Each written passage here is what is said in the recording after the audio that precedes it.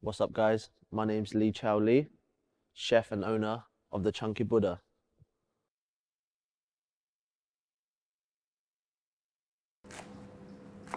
Growing up in East London was actually pretty cool. 15, 20 years ago, there was a bigger community.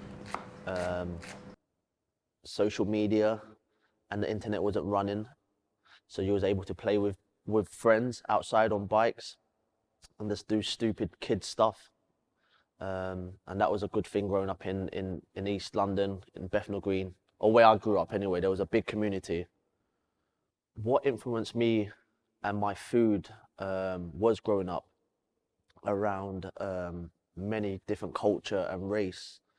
I was able to taste different flavors from all around the world, and that was amazing insight with me and my taste buds at a young age.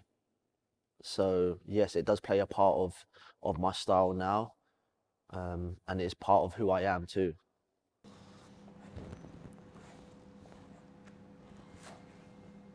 I studied art, fashion, and dance before I got into become a professional chef. I think the thing that drove me into getting into the industry was the passion for eating and the food, and a bit of it was business. I think I enjoyed um, the wonder of one day having my own restaurant and having my own brand. So that took me into the food industry. So that all fell into one place.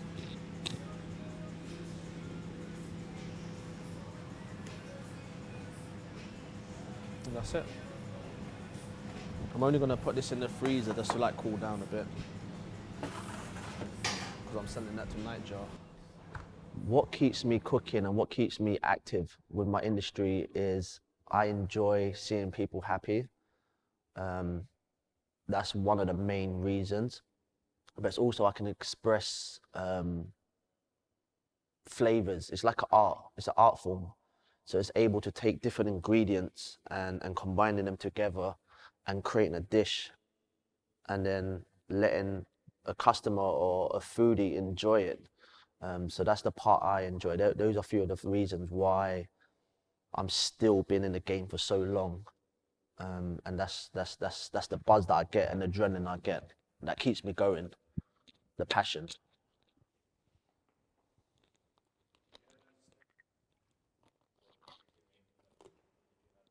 I think I was about eight or nine. My mum would have to go and work um, in factories back in the days, so I'll be left home by myself. So as a young kid, there'll be like fried rice left over, or we have these noodles in packets, and that's how I started to learn slowly. Was like adding cracked egg into the noodles, mixing it up, or making sandwiches and just building the sandwich up, like putting ham and cheese and crisp, and then toasting it. That was when I had to learn how to cook for myself when I was hungry. So yeah, I was about nine, eight, nine when I started to learn how to cook for myself. But I was always around food. Like my family, we was always around food. So when we go around each other's house, aunties and uncles, everyone's cooking. So always around food. And then at the age of 19, I stepped into my first restaurant called Oxo Tower on the Embankment. Very beautiful restaurant at that time. So 19 was when I really stepped into a proper professional kitchen, and then just put my head down and just got the experience in, and I just never stopped since.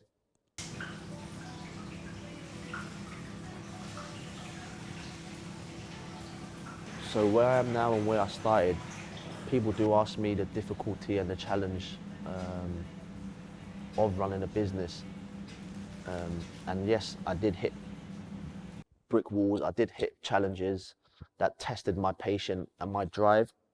And it was financial of running a business. It was advice on how to run a business. Um, there was a handful of things that I had to learn myself through experience. But what I always say to people is that's what tests your passion and your drive, and it'll test you if you really, really want to do what you want to do. Um, I had many knockbacks, but I never accepted. I never liked the answer no. I always wanted to prove people wrong. So That's what I always say to people. If you want to do what you love in life, you're going to hit difficulties. You're going to hear people say no, but it's a good thing in a way because it will push you. It'll push you. Has there been any points that I wanted to ever give up on? I never wanted to give up on myself, but yes, I have gone through depression building up my business. Like I said, I've been in the game of running my brand for 5 years. For 2 years, I was hit with depression. The first year, I didn't know it was depression because I've always been a happy person. The second year, I was hit with depression. I realized I was questioning myself. Why am I so unhappy? My energy level was fucked. And yes, I did at one point sit in my car, in my van, and I'm like, fuck this shit. But then my other side's like, Lee, you're better than this, you're stronger than this. And then I realized that I had to wake myself up, and it was my mindset that I had to change. So yeah, that was the only time that I let depression kind of not beat me, but it kind of had me in a ball. And then I woke up, and that's when I said, no, fuck this shit. I can't let that happen. And then obviously now I'm on a crazy journey straight ahead.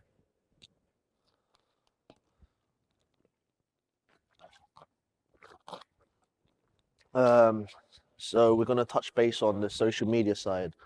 Um, I use Instagram, Twitter, Facebook, and YouTube to help to promote myself as a marketing, but also I love the fact that I'm able to stay in touch with my customers, because when I was doing street food, I will have customers from Asia, from Australia, from America. So when they start following you on Instagram and things like that, you can always like stay in touch with them. So I find social media very beautiful on that side, because I know people have their views and doubts on social media, but I think it's how you use it, how you use it that can benefit you. As I know, like a lot of people use it and you get depressed, and there comes a lot with like depression because you're watching other people's life and things like that. So I always say to people, don't buy into so much into the internet, but it's just depending on how you use it. Um, there have been times where there will be like corporate companies that will look into how many followers you have, as I think that's wrong. Um, because that's why a lot of people can get depressed through the likes and how many followers they have. I've experienced it myself, but that doesn't stop me from pushing my own business and my own brand. Um, but like I said, what I try to tell people is don't buy into it so much, but it can help your brand if you have a certain amount of followers.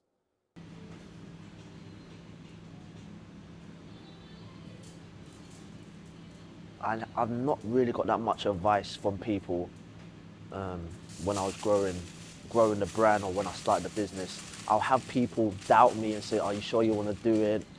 Do it this way, do it that way."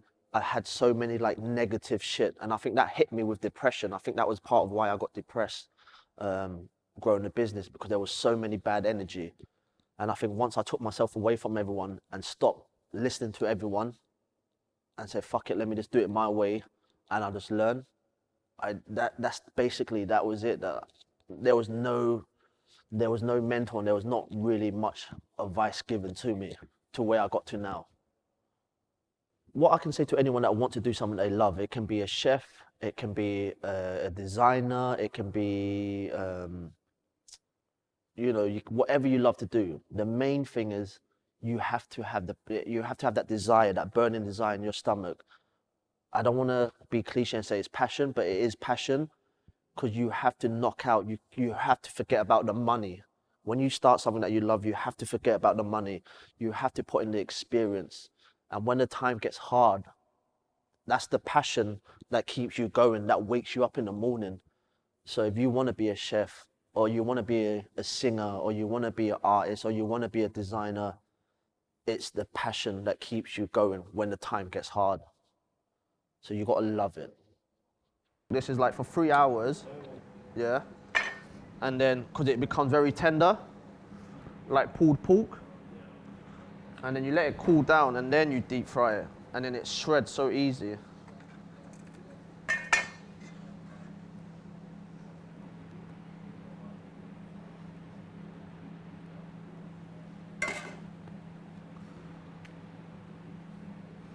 So if I could go back from the beginning when I started everything, the whole journey when I was a teenager, I think I would just tell myself just to enjoy it. Learn as much as you can. Don't take everything so serious. Even through like people telling you bad stuff, I say you just gotta like enjoy it. Enjoy the journey, end of the day. So where I wanna see myself in 5 years' time, through myself as a person and as a business is, one, I want to be able to get to a point where I have Chunky Buddha spots and locations, but then I also want to get a point to where I can give back and help the community or help the younger generation out, as a mentor, or maybe as, you know, give them advice on their journey, on life, and let them take charge of what they want to do in life. I want to give back to what I didn't get. So all the advice and all the stuff that I didn't get, that I needed, now I understand that there's room for me to do it to the next generation and give them a guidance to what they want to do.